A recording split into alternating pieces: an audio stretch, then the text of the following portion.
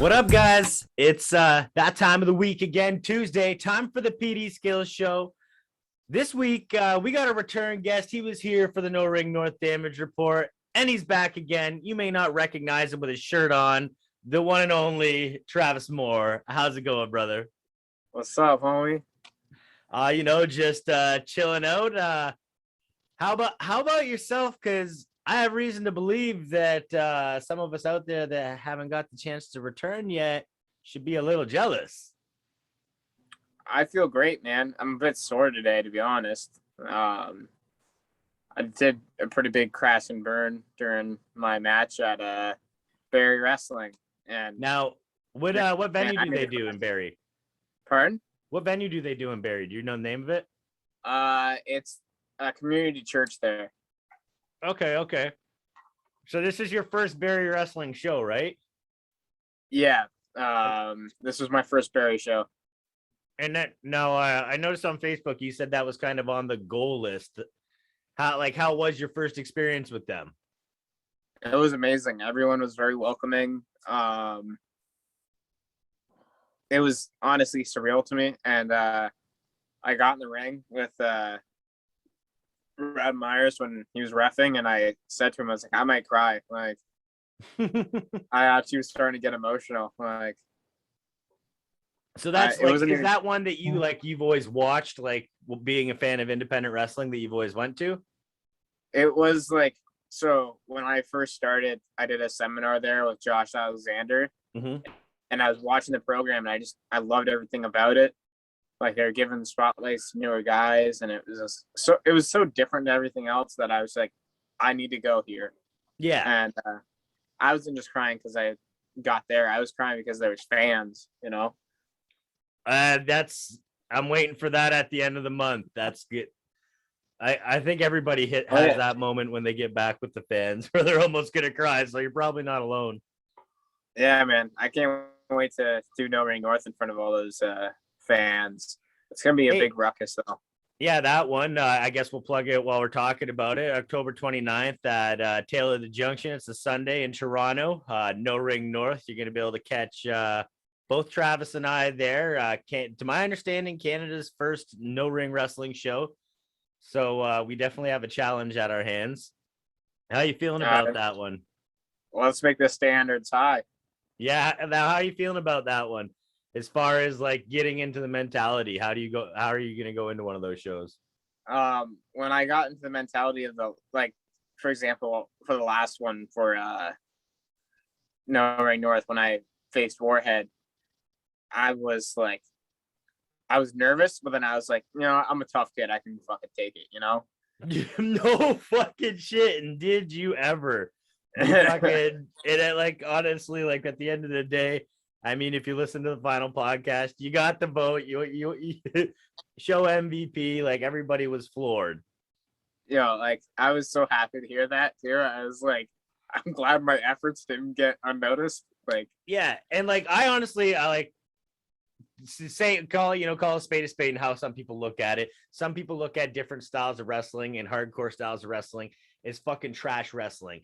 And seeing how like you came up, like I'd seen the shows that you would often go to, and like you took the time to go seminars, you're a student of the game. I didn't even think you would do that type of show. So for you to have a standout performance, I was like, geez, fucking Christ. I had to prove that I'm a person that can do anything, That's my whole goal in wrestling, be able to learn everything. Now I know how the story goes for short fat kid trying to get into wrestling as a kid growing up. Obviously, you're smaller in size. How did you find going through the system in the school as far as treatment? Or are there any obstacles that you found like you may have had that others didn't? I mean, the only obstacle is like a lot of people, like, since I'm smaller, they don't want to like sell a lot for me. And it's okay, so like getting them to understand that they could suspend disbelief and you still have like an advantage type thing. Yeah, but I'm a person, if you're not gonna sell it, I'm gonna make you sell it. Like, My fucking one that I used to hate was when I'd have guys that were a little bigger than me, and I'd be like, "Oh, I'm gonna put you up in a fireman's," and they're like, "Oh yeah, but like that's not realistic. You wouldn't do that." And I'm like, "I can literally put you in a fireman's. So what part about that isn't realistic?" Yeah, it's all on that. Like, if you're physically capable, it's realistic because it is reality.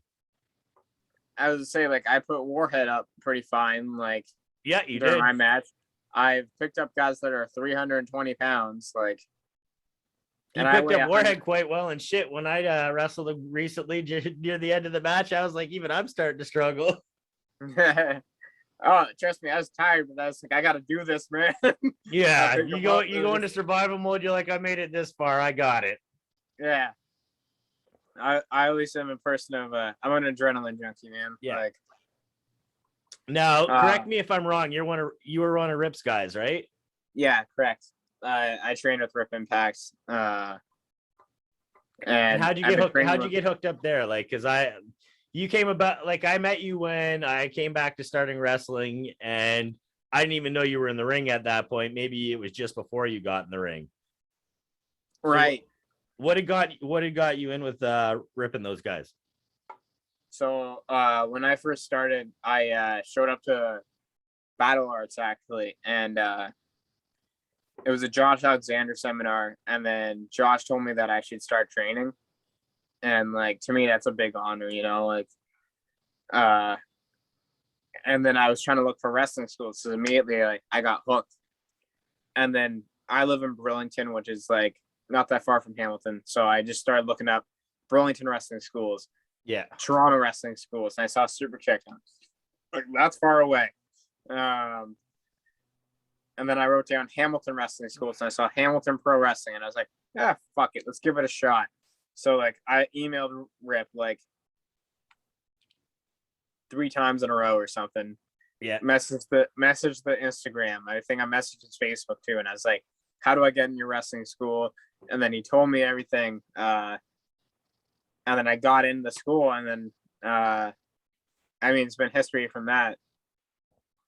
And no, and you know what? That's good, because I mean, Rip's a good pairing. Because I mean, I feel like Rip's a taller guy, but like smaller frame guy, so like knows what you need. Like, probably are relatable as far as like how to carry yourself through a match and all that. So I think that's a real good match for a style. Like, he's trained a lot of guys that are fucking know their shit, and they're smart guys. Yeah, man. It's funny because he's got like, he's that high flyer dude, but like, I don't even do a lot of high flying shit. See, and I know he'll do the high flying stuff, but like when I worked him, he did like maybe a couple high flying stuff, but a lot of it was more technical. I don't know if maybe that's just what he was working on more at that time, or low ceiling venue. I can't remember the circumstance. I mean, Rip's a very technical guy, and I'm a guy that loves technical wrestling too. So I guess I'm the same way. You know, like, if I'm to wrestle someone in the ring, it's going to be more technical stuff. It's going to be some high flying, but now what kind of like, what's your ideal opponent? Like, not like not necessarily like a person, unless you know who your ideal opponent is, that like if that form exists, but like, who would you like, describe your ideal opponent as far as like size or style? Like, how do you like to go? Honestly, I think I like it the best when it's just someone around my size, because then we can have a very like even show, I would say. Like, okay, it would be very back and forth, rather than like, oh, I gotta give this guy heat, or he has to give me heat, kind of thing, right? I think I prefer when it's around the same size. So like, for example, Andrew Love, me and him are around the same size. He got a bit bulked up, but he did. You know, I did notice that his new promo pics. He's looking a little yoked these days, so good for him. Yeah, man, I'm proud of him, and he's going out to Nova Scotia too. So I'm proud of him for that. Kaizen? Yeah, he's doing a Kaizen show. Yeah, Kobe get him hooked up out there. Kobe got him hooked up. Yeah, nice. I got to go out there now, just so he's not ahead of me. You know what? It's something I've wanted to do. Go out east. That'd be a good.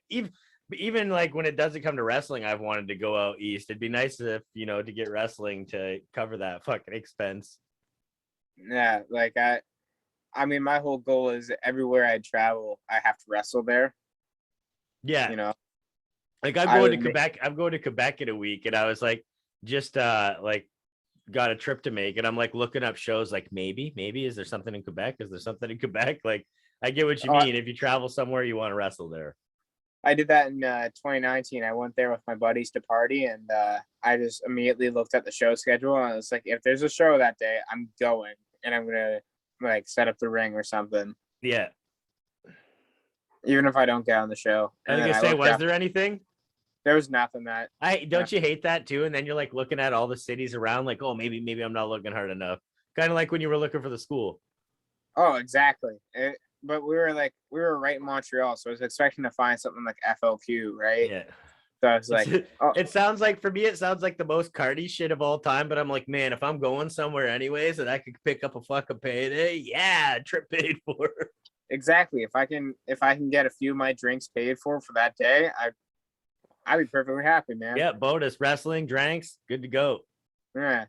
I would say I went there to drink and then get to wrestle before that. That'd be great. Mm-hmm. Yeah. Now, when was your to the date? When was your first match? June 16th, 2019.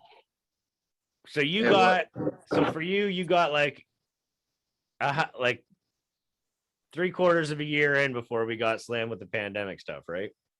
Yeah, I didn't even get a full year in. Now, which of the promotions, and not to say not that this makes any of the other promotions less than the one that we throw out here, but who's been like your favorite promotion to work so far, hands down? Honestly, my favorite promotion to work for has been sorry, the roommate is drilling something right now. That's okay. That's fine. It'd be real cool if he was drilling in a different way somehow, because then that'd be a real good fucking noise for the show, give me some extra listens. But alas, I mean, here we are. No big deal. We hang pictures on the PD Skillz Show. Yeah. Okay, he's done for now. I'm making sure he's done. Don't worry about it. It barely comes through. We talk over it.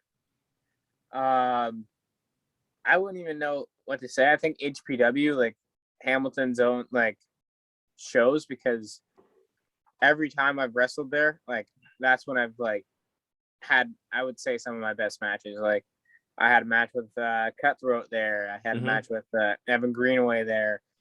I've helped new guys, guys that. What batch of guys did you come up with? What are some of the guys who were kind of on the same pace as you in your school?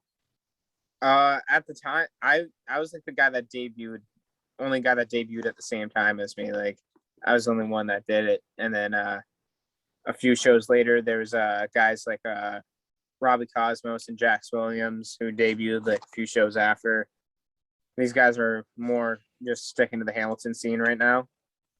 Okay, I got you. Yeah, but those guys are actually really good. I can't wait till they travel. Yeah, where you're more focused on you want to get out there, you want to get everywhere, travel, wrestle absolutely everywhere. Yeah, I'm more focused on learning and traveling right now. Yeah. And now obviously I know you're still young, but for you, was it traditional like wrestling ever since you were a kid, or something you picked up as a teenager? I've been watching it since I was born, basically. Parents watch it or anything like that? My parents watched it. My older brother used to watch it too, but then he was one of those guys oh, wrestling is fucking stupid and that sort of shit. Yeah. Yeah, I've got a couple older stepbrothers that they used to watch it with me, and then they kind of grew out of it, whatever the case was, they say. Yeah, but I always loved it. My granddad still loves it, so we talk about it all the time. Now, how's your family? How's your family about the wrestling? Supportive? They were warning me beforehand that I might get hurt, and yeah, they were right. I have gotten hurt, but they've noticed that I'm very determined on sticking it through. Ever since I started, within my first week, I broke my collarbone, and then I came right back. Yeah, and then I broke it again, and then I came right back, and they're like, "Yep, he's sticking with it." No, and that's fucking determination, man. And especially I don't know, because myself, I mean, I've had little things happen to me, like, you know, your cuts, bruises, concussions, and all that. But it wasn't up until like a couple of years ago that I had my first actual injury, which was a shoulder injury, and those are a son of a bitch to come back from. So for you to fuck Yeah, yourself up twice and be back at it again already. yeah, they're really painful, man. Like some of the most pain I've ever Damn been it, in. Travis, get your hands out of the camera. Huh? Get your hands out of the camera. We're trying to run a production here. Sorry, I see like the roommates walking past. I'm like, It's okay. It's looking. okay. Yeah. Sorry about that. So aside from No Ring North, anything else already solid booked or anything in the talks? I will be at the next NSW show. Don't know what I'm doing yet, but I will be there. Do they got a date? Is it advertised? Oh yeah, it's August 15th. And that's going which city? That's Hamilton at the Knights of Columbus Hall. Alrighty. And now obviously we're back in the game. You got any fresh merch out to let people know about? Because I mean, if you're on these shows, people got to get that merch. I have some shirts on PWTs, like Pro Wrestling Tees right now. I don't have anything on Only Slams yet. I'll get but I'll just start sending you designs, being like, there you go. So check, make sure you get a Travis Moore t-shirt on Pro Wrestling Tees. You know what? I'm actually not on there. I swear to God, I'm too ghetto. I'm like, I need to reap every penny. And that's why I've done it like through my like Facebook and Instagram and all that. I totally get that. Yeah. I do this. Like I was the same way. And then I was like, it's an opportunity to like send it out. So I'll do it. And then like, because I designed my shit in house, only having 2 slots for me would be torture. I'd be like, I can't do this. Like, I thought it was 4 slots. I thought you start with 2 and then like you get additionals as you sell or something like that. You start out with 4. Oh, that's not the worst. Yeah. So I have for some reason I thought it was 2. Yeah, I thought it was 2 at first as well too, but it turned out to be 4. But I have 3 designs on there right now. I'm gonna go to 4th one up there soon.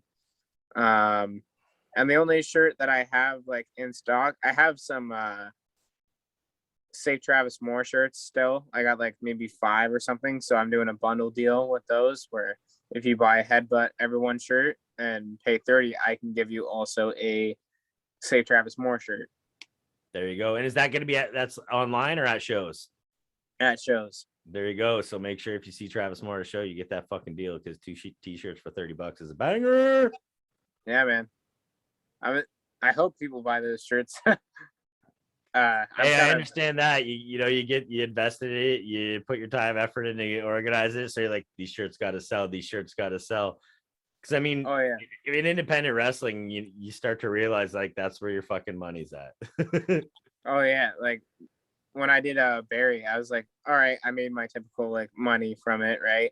And then I get to the merch table and I sell immediately like 3 shirts, and I'm like, okay, now I can buy dinner and pay for gas and stuff.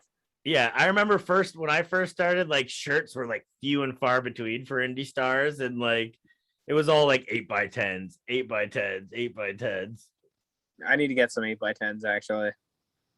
Hey, there's a lot of good photographers in your area. So I mean, yeah. I mean, I was gonna like talk to like Brian Weiss or something, or yeah. I was gonna say it, but I never know how to pronounce his last name, so I was like, I'm gonna leave it alone. Yeah. Savage Productions too, like Nathan Savage. Yeah, they're the ones that do PWO, right? Yeah, I've gotten some photos done by him, and my last 2 promo shots done by him. So I'm probably gonna go to him and be like, hey, like I need some photos for 8x10s, or I'll use some photos I got from shooting the indies as well. Yeah. Now, here's a fucking question for you, because I know you've been in quite a few places since you've started. You're the kind of guy that'll show up, set a ring, and sometimes that gets you the most random fucking bookings on the planet. What would you say is like one of the most random matches that you've been put into? I know the exact match that like I can think of on the top of the spot. So I did a show in, I believe it was Port Rowan, where half the like roster didn't even show up. Oh fuck. And like I set up the ring there, and it's like it's right after my match with Chris Logan, right? And I was all sore because we like kicked the shit out of each other in that match. And Rip comes up to me, he's like, "Hey, do you want to wrestle in the main event?" And I'm like, sure, who am I wrestling? He goes, Jesse Bieber. I'm like, all right, I'll grab my gear, man. I go to the back, and like Jesse's like, all right, we're gonna have to call everything on the fly. And I'm like, fuck, like this is my first time ever trying this. And like, hey, it's good. It's good to have though, man. Yeah, I just listened, man. I just listened to everything he said and just did everything he wanted me to. I did the match, but like, man, that was the worst ring I ever bumped into. Like, like you could ask Logan about that show. Like it was just a stiff ring. Yeah, I was looking at Logan during the show, and it's like, fuck this ring, man. And I'm like, I think the worst I've ever bumped in was a fucking boxing ring. Oh my god, those are terrible. Yeah. And it wasn't even for a show, it was just for like had to know. Yeah. Like that has like no give to it at all. Yeah, they don't. Not even a bit. But that was like the most random show. There was like only like 3 people in the crowd or something, 4 people. Yeah. And like we did the show, and like I was trying to get a reaction out of the people. So like it's like 4 people clapping. Yeah. Like, now, because like, were you well known to that crowd, and is that why he was able to put you in the main event? Or that was my first ever match in Port Rowan. Fuck. So you did double duty your first ever time there, and it wasn't even like, I'm assuming obviously at that point you weren't promoted like you were the kind of guy that would be doing that on the show. Like, that was my first match ever. I didn't even do double duty. I immediately just got put in the main event. Like, so your match got, I thought you had the match and then it got changed. No. I was literally sitting there like as a fan. I was helping out at merch. Okay. And then at merch you got asked, like straight up not working that day. Yeah. And I was just like, Rip's like, we need someone to face Jesse. And I'm like, I'll grab my gear. And I just stood up, went to the car. Was he their champion at the time? I think Jesse was their champion at the time. Yeah. Okay. So that's why they had it main event slotted, probably.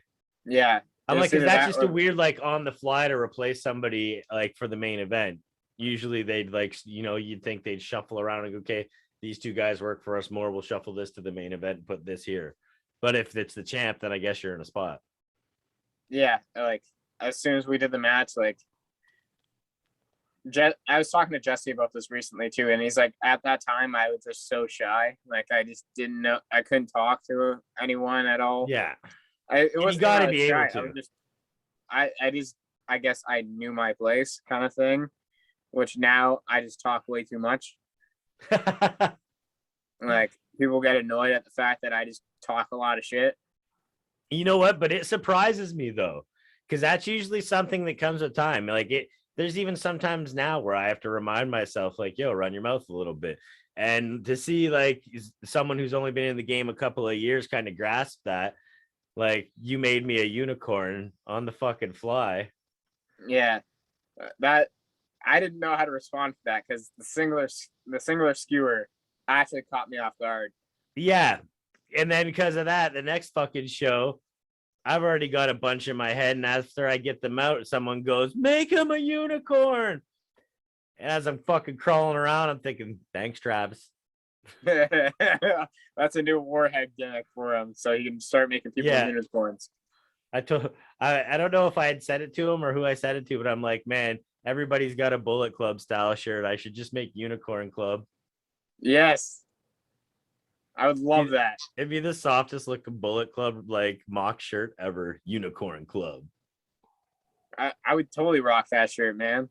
Oh yeah, no, most definitely, because the irony and like it be that like badass style of shirt and it being for a unicorn. That's the kind of irony I like in a t-shirt. It's so good, man. Like I totally rock that. Yeah. Now we've got, we kind of covered the random side, like what your random matches you've been put in. What have been some of the favorite matches you've had so far? Like, who have been your favorite guys to fucking work with? So one of my favorite guys to work with is definitely Evan Greenaway. Every time we just beat the shit out of each other. We're not even like afraid to hold back. Okay. Now, did you guys like same school, or do you guys know each other from before wrestling? Because I know like a lot of that area, like in the Hamilton area. I know you said you traveled a bit though, so maybe. We just knew each other from HPW, and plus I knew him from the Josh seminar too. That's where I first met him. I took my first ever bump off his back. So I guess we have that little bond there, Okay. Like, no, that's like that's me and good him to have. become, like when you can slug it out with someone, it's great. Me and him have become like, I would say, like best friends, man. Like his name's come up a couple times on my show, so I mean, I've only heard obviously good things because I'm not much on the shit talking on my show quite yet. There's a couple motherfuckers out there that are getting close, but not yet. If you need shit talking, I got you, homie. Evan, though, like, I don't know, we just bonded right away, and we just hung out with each other, and every time we wrestle, we just beat the shit out of each other, even when I had a concussion and I decided to wrestle. Oh, no, don't do it, man. I did that once, and it was the dumbest decision of my life. As long as you understand that, because I'm all about stupid shit, but not stupid shit when you got a concussion.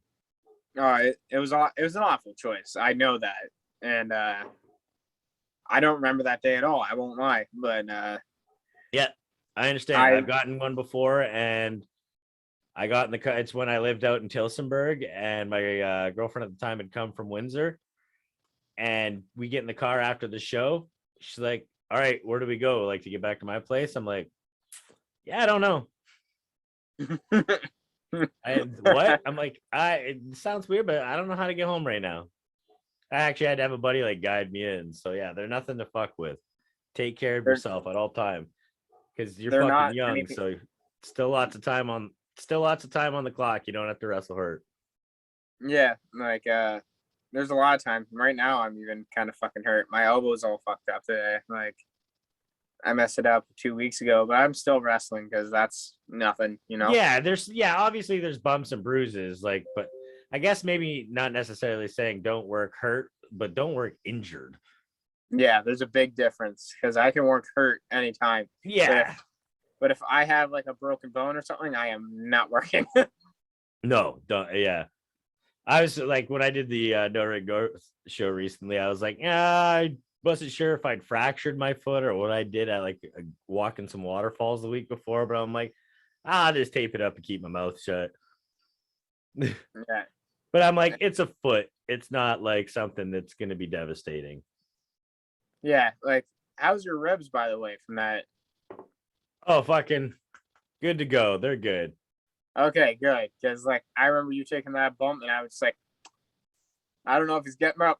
Yeah, at the next taping, he was like, I need this chair destroyed. I'm like, this is the one that destroyed me. He's like, no. I'm like, well, then never mind. I only have a vendetta to settle with one chair in the collection. I like that. That's pretty good. Yeah, but I mean, it healed up pretty quick. It was, they're not cracked. It was just bruised ribs. They hurt. It sucks to go to sleep for a while, and then it gets better. Oh, I feel that. Yeah, I was able to do the Windsor taping. So I mean, that was cool. Was that the one with the skateboard? Yeah. Okay. I know what one you're talking about then. Yeah, it was definitely fuck, man. Bumping on a half pipe, no fucking joke. I bet there's nothing to protect your fall. Yeah. Fuck. Like, I like, just to test the surface, I was like, what could I do to graze it? And I like did a roll. I did a roll like I do for a fucking arm drag. And even that, just my body like rolling over it was like, and oh, you missed out on Tyler Hill trying to fucking ride the half pipe. Did he wipe out? Oh, every motherfucking time. It was hilarious. I couldn't even get my fucking balance on the skateboard in the half pipe, but I'm also in my wrestling shoes at the time that are like rounded, and I'm also rounded, so I'm pretty much a fucking weeble at this point. And then Cutsy just gets on there and go like, I'm like, oh fuck, who's next? It's Cutsy, and he's just up and down the fucking half pipe like it's nothing. Oh, he's actually skateboarding. Yeah, I'm like, oh, he's a shark. Everyone else out here looking like assholes, and he sharked us. He's a hustler. Yeah. Now you'd mentioned Greenway, so that's a guy like you could really slug it out with. What are some other guys that really stood out so far that you've had some what you feel were bangers early on? I mean, even recently, the match with Fuerza. It's always that was a blast of a match, you know, like another guy, Clay Wilson. He's always fun to work because he's another technical guy. So when I was wrestling with him, we just chain, and we've done it where we chain for like maybe like 5 minutes just straight in the beginning. Yeah, of the match. if it's done well, and the crowd's into it in that moment, you can go for that long. Yeah, man. And like the whole secret of chaining is just making it look real, you know, like And it's one of those things that you can do any amount of time. Like if they see, you know, the crowd starts to dull down, it's not like you have to do exactly 5 minutes. Yeah, exactly. But if they're digging it, fucking milk it. Yeah, exactly. Like if I notice the crowd, it's like, oh yeah, we're getting bored of this. We're like, all right, time for the universal spot.